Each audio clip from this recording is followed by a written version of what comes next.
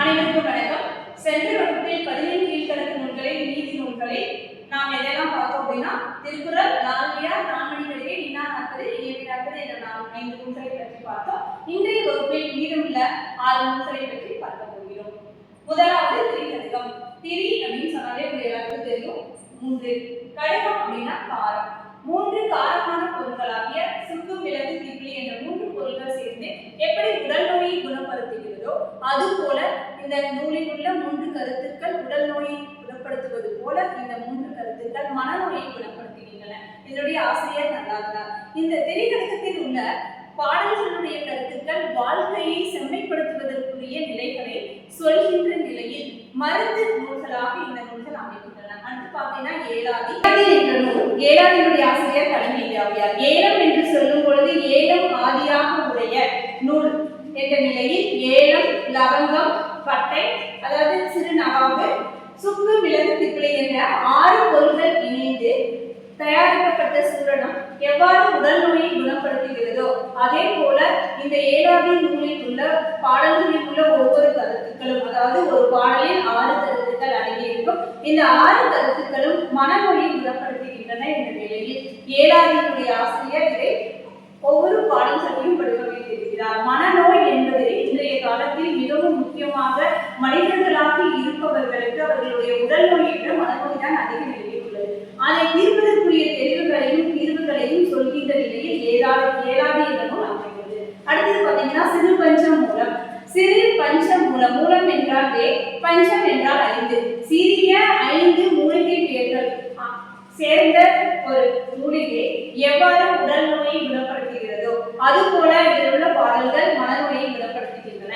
5 பேர்கள் என்ன அப்படின்னு பார்த்தோம் அப்படின்னா கண்டகத்திரி, சிறுவழுதுணை, சிறுமல்லி, பெருமல்லி, நெருஞ்சி இந்த 5 பேர்கள் சேர்ந்து உருவாக்கப்பட்ட ஒரு மூலிகை மருந்து உடல் நோயை குணமாக்குகிறது. இதைத்தான் காளிதாசன் மிக தெளிவாக சொல்கிறார். எவ்வாறு உடல் நோயை குணப்படுத்துகிறோமோ அதுபோல உடல் நோயை குணப்படுத்துவதற்கும் இந்த நூல்களை நீங்கள் கண்டிப்பாக படிக்க வேண்டும். அதை சார்ந்த நிலைகளில் வாழ்வியலை கடைபிடித்தால் மனநோயும் குணமாகும் என்று சொல்கிறார்.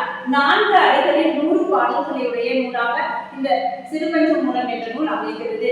திரிகடுகம், ஏலாதி, சிறுபஞ்சம் மூலம் இந்த 3 நூல்களும் மருந்து பெயர்களை சார்ந்து அமைவதால் இதை மருந்து பொருள்களை சொல்லி நமக்கு நினைவுபடுத்துகின்ற நூலாகவும் மனநோயை தீர்க்கின்ற நூலாகவும் அமைகிறது. அடுத்து நம்ம பார்க்க போறோம்னா பழமொழி.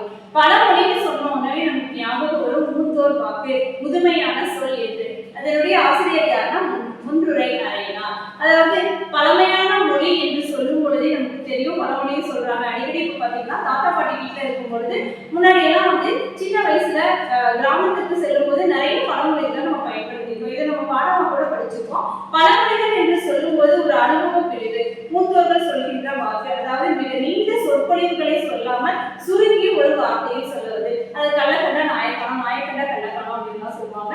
சிறுதுளி பெருவெள்ளம் இதெல்லாம் நம்ம கேள்விப்படுகின்ற சாதாரண வாழ்க்கையில் பயன்படுத்துகின்ற பழமொழிகள். இந்த பழமொழி நூல் இலக்கியத்தில் அமையும் போது ஒவ்வொரு பாடலுடைய இறுதி வரையும் பழமொழியை கொண்டு முடியும் என்ற நிலையில் 400 பாடல்களை உடையதால் இதற்கு இன்னொரு பேர் என்னன்னா பழமொழி 400. 400 பாடல்களை எழுதிய இந்த நூலினுடைய ஆசிரியர் முன்றுரை அறையினார். அடுத்து நம்ம பார்க்க போறது என்ன அப்படின்னு சொன்னா ஆசார கோவை. ஆசாரம் என்றால் என்ன அப்படின்னு பார்க்கும்போது அதாவது நம்மளுடைய வழக்கம் ஆச்சாரத்தை கடைபிடிங்கள் என்று சொல்லுவோம். அதுதான் அதாவது ஒழுக்கத்தை தான் நம்ம ஆச்சாரம் சொல்றோம். எவையெல்லாம் ஆச்சாரம் அப்படின்னு சொன்னோம்னா எப்ப எழுதிக்கணும், எப்ப குடிக்கணும், எப்ப சாப்பிடணும், என்னெல்லாம் செய்யும், எங்கெல்லாம் எச்சிருக்க கூடாது, இதெல்லாம் இன்னைக்கு யாருக்குமே தெரியுது இல்லை. அதாவது இந்த செயற்கை தொழில்நுட்பம் நிறைந்த உலகத்துல நம்ம எப்படி வாழ்றோம், நம்ம எப்படி வடிவமைச்சுக்கிறோம் அப்படிங்கிறதே நமக்கு மறந்து போகின்ற நிலையில் நம்ம வாழ்ந்து கொண்டிருக்கிறோம். அதையெல்லாம் சொல்லி குறிக்கின்ற ஒரு நூலாக ஆசார கோவை அப்படிங்கிறது. கோவை என்றால் அடுக்குதல், அதாவது ஒழுக்கங்களை அடக்கி சொல்கின்ற நூல் ஆசார கோவை. என்னுடைய ஆசிரியர் பெருவாயின் மொழியார். அதாவது வாழ்க்கையில் எவற்றையெல்லாம் கடைபிடிக்க வேண்டும், அதாவது கை கழுவுனதுக்கு பிறகுதான் சாப்பாடு உணவை உண்ண வேண்டும் என்ற நிலைகளை கூட இந்த நூல் சொல்கிறது. இன்றைய காலத்துல பார்த்தீங்கன்னா எப்ப குடிக்கணும், எப்ப நீராடணும், எங்கெல்லாம் சாப்பிடணும், எப்ப உறங்க செல்லணும் என்ற ஒரு வரைமுறையற்ற ஒரு வாழ்க்கை முறையோட நம்ம வாழ்ந்து கொண்டிருக்கிறோம். ஒருவேளை கால சூழ்நிலையை நம்ம மாற்றி இருக்கலாம், ஆனால் உடலுக்கு அது தேவை என்பதை ஆசாரக்கோவை மிக தெளிவாக கூறுகிறது. இது 100 பாடல்களில் உள்ளடக்கிய நூல். அடுத்தது நம்ம கடைசியா பார்க்க போறது என்னன்னா முதுமொழி காஞ்சி. காஞ்சி அப்படிங்கிறது நிலையில்லாத தன்மை அப்படின்னு சொன்னாலும் வாழ்க்கையுடைய தரங்களை எல்லாம் சொல்கின்றனர். இதுக்கு இன்னொரு பேர் என்னன்னா அறிவுரை கோவை. அறிவுரை சொல்வதே இன்னைக்கு நமக்கு முடியாத காலம். யாரெல்லாம் அறிவுரை சொல்ல அட்வைஸ் அப்படின்னா எனக்கு பிடிக்காதுன்னு சொல்லிட்ட நிலையில் நாம இந்த நூலை படிச்சோம் அப்படின்னா நாமே நிறைய அறிவுரைகளை மற்றவங்களுக்கு சொல்ற அளவுக்கு நம்மளுடைய நீதிகள், தர்மங்கள், அறங்கள் வளரும். இதைத்தான் திருவள்ளுவர் கூட சொல்றார், அறத்தாருன்னு சொல்றார். அதாவது நீதிகளை எவ்வாறு கடைபிடிக்க வேண்டும், எது தர்மம் அப்படின்னு நமக்கு தெரிஞ்சுக்கிட்டாவே அதை நம்ம வாழ்க்கையில கடைபிடிப்போம். இந்த வகையில் நீதி நூல்கள் அமைகின்றன. இப்போ 18 கணக்கு நீதி நூல்களில் 11 நூல்கள் அப்படிங்கிறத நம்ம பார்த்தோம். நிறைய நீதி நூல்கள் இருந்தாலும் 17 கீழ்கணக்குல இவற்றையெல்லாம் பார்க்கிறோம். இந்த நீதி நூல்கள் நம்ம வாழ்க்கையில நம்ம ஒரு தடவையாவது இந்த நீதி நூல்களை படிச்சுட்டோம் அப்படின்னு சொன்னா ஒரு சில தர்மங்களையும் வாழ்வியல் நீதிகளையும் நம்ம வாழ்க்கையில கடைபிடிப்போம். நன்றி, வணக்கம்.